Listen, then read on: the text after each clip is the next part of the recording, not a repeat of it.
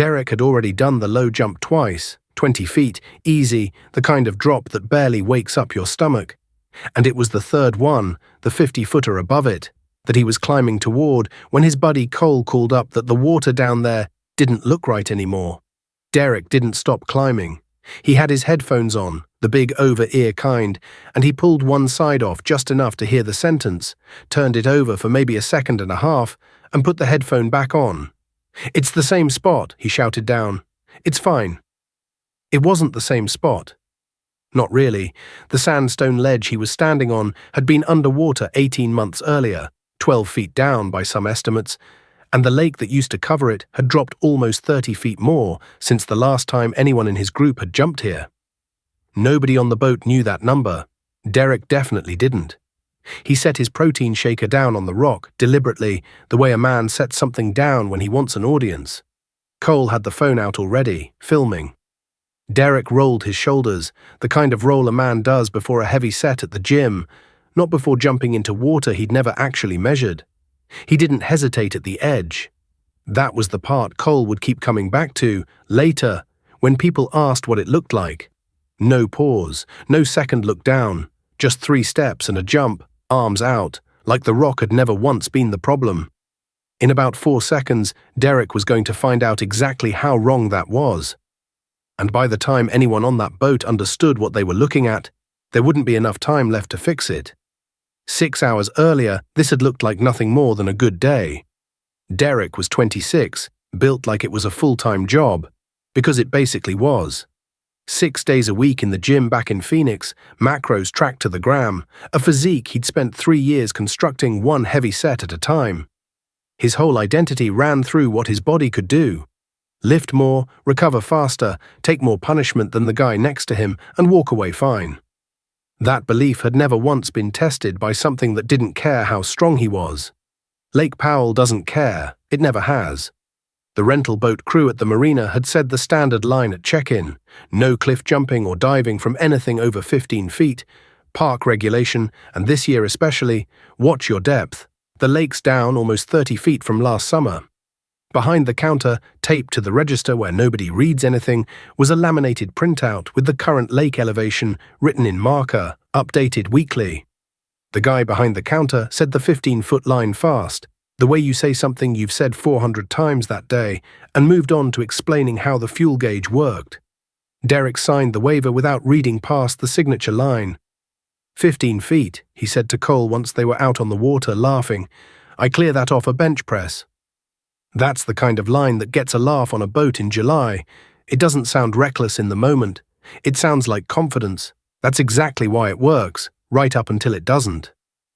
By early afternoon, they'd found the spot, a wall of red Navajo sandstone rising out of Padre Bay, a ledge system stacked like shelves, each one higher than the last.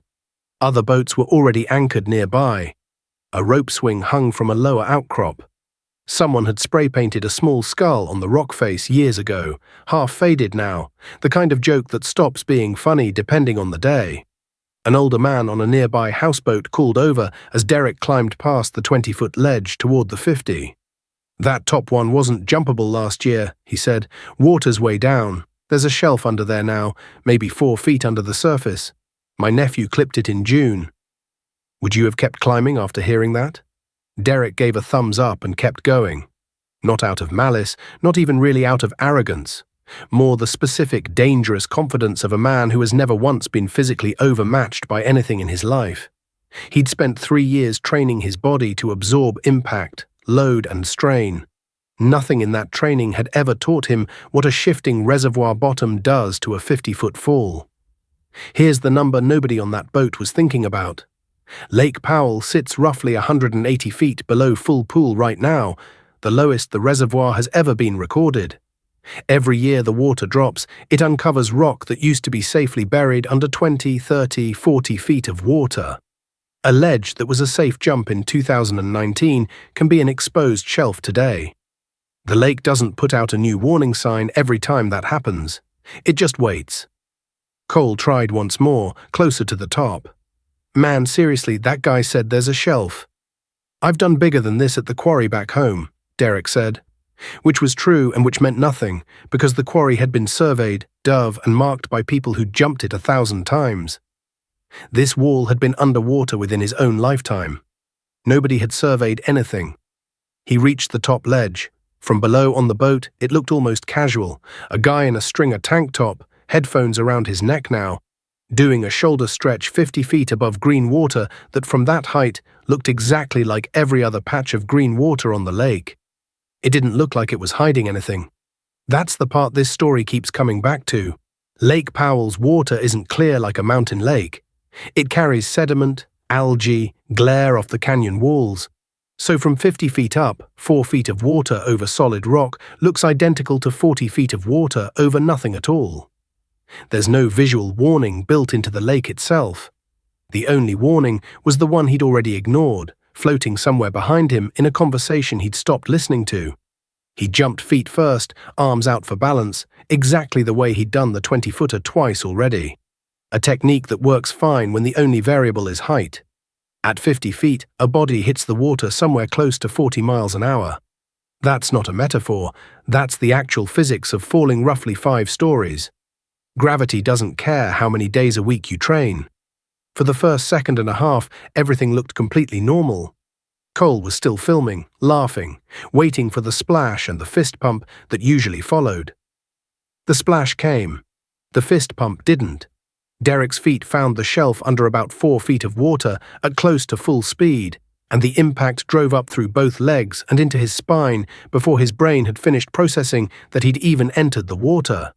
Somewhere in that same half-second, his head snapped forward. Whether he lost consciousness on impact or simply lost the ability to control his own limbs, nobody on that boat could tell, because from the surface, all they saw was a splash, and then a lake that had gone still exactly where he should have been.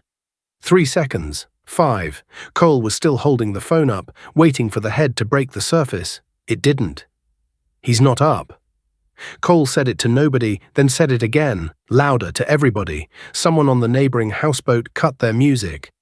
The man who'd warned Derek about the shelf was already moving toward the swim deck, shouting for someone to grab the throw rope. 10 seconds is a long time to stare at flat water. 15 is longer. A girl in Derek's group jumped in from the lower ledge without thinking about it, swam hard toward the spot, and dove, once, twice, coming up both times with nothing but a fistful of murky green water and no idea which direction to even search, because Lake Powell's underwater visibility at that depth, stirred by the impact and the sediment along that shelf, had dropped to almost nothing. 436. That's how many people this lake has killed since 1959.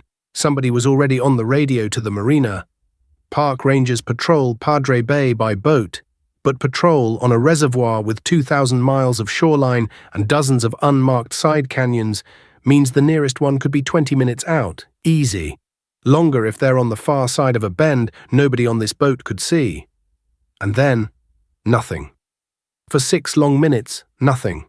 No shout, no hand breaking the surface, no bubbles, just a girl treading water above a spot that used to have a person in it, and a boat full of people who'd been laughing 40 seconds earlier, now screaming at a lake that wasn't answering. The Park Service dive team reached Padre Bay a little over 20 minutes after the first call. Fast, by Lake Powell standards, where rescue boats sometimes have to cross miles of open water through canyon systems that don't run in straight lines. The divers went down in pairs, working the shelf by feel more than sight, sweeping their hands along a rock line they couldn't see 3 feet in front of their masks. Every few seconds, one of them would surface, shake his head, and go back under. On the boat, nobody spoke. Cole would say later that the worst sound of the whole afternoon wasn't a scream. It was the quiet, just the idle slap of water against the hull while grown men in tanks searched a spot the size of a bedroom, over and over, for someone who had been right there the entire time. What they found when they got there explains why nobody swimming on the surface had been able to help him. Derek hadn't drifted, hadn't been swept anywhere. He was still almost exactly where he'd entered the water, pinned against the very shelf the houseboat owner had warned him about, in water barely deep enough to cover a grown man standing upright. The impact that snapped his legs against solid rock had also driven him downward into a narrow undercut in the sandstone. The kind of feature that doesn't show up from the surface, doesn't show up on a depth finder built for boats, and absolutely doesn't show up as green water from 50 feet in the air. He wasn't pulled under by a current. There is no current here, not really. Lake Powell is a reservoir, still and enormous and patient. He didn't need a current. The rock did the job by itself. Divers recovered him a little under 2 hours after he jumped, less than 15 feet from where his friends had been swimming the entire time, looking in every direction except straight down. Here's the part almost nobody outside the search and rescue community understands about this lake. Lake Powell's danger isn't the same danger year to year. A flash flood canyon is dangerous the same way every single season. Lake Powell rewrites its own hazard map every time the water level moves. The shelf that killed Derek wasn't marked on any chart, because charts get updated slower than droughts progress. It wasn't visible, because sediment and glare erase the difference between 4 feet of water and 40.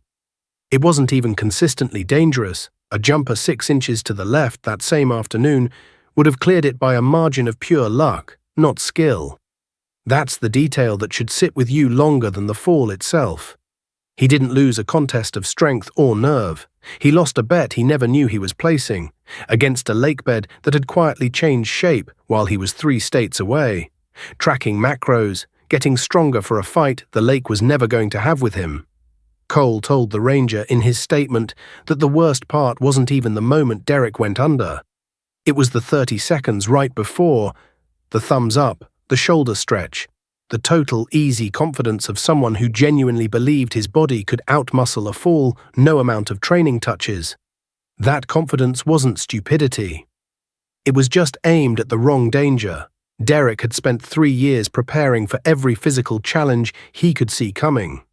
This one was invisible by design, and no amount of strength was ever the right tool for reading 4 feet of murky water from 50 feet up. That's the trade this lake keeps offering, season after season, drought after drought. It looks the same from a boat deck as it did last summer, and it almost never is. Nobody has to lie to you for that trade to go wrong. The water just has to keep dropping, and somebody just has to keep believing the last thing they heard about a spot is still true. Lake Powell is still down there right now, still falling, a few more inches uncovered every week that nobody's charted yet.